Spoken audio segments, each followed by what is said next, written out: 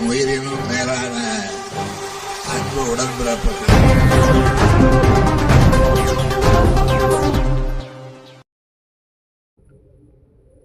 மாநகராட்சியில் பணிபுரியும் பணியாளர்களுக்கு இலவச மருத்துவ பல்துறை சோதனை முகாமினை அமைச்சர் KN நேரு தொடங்கி வைத்தார்.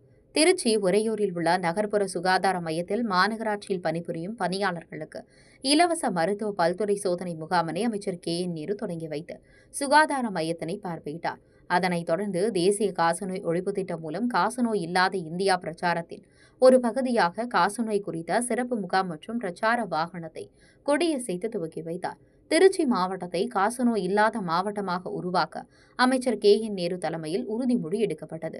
தொடர்ந்து செய்தியாளர்களுக்கு பேட்டியளித்த அமைச்சர், மழை பெய்த மாவட்டங்களில் சிறப்பு மருத்துவ முகாம் அமைக்கப்பட்டுள்ளது.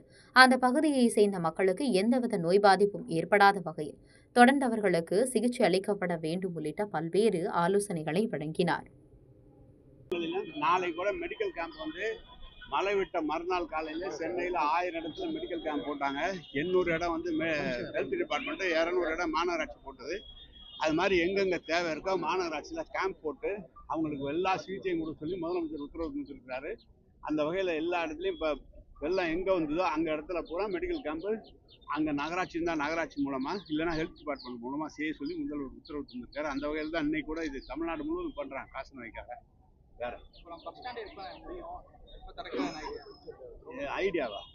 ஐடியா சீக்கிரம் முடிச்சிடுவோம். சீக்கிரம் அது கொஞ்சம் வேலை இருக்கு.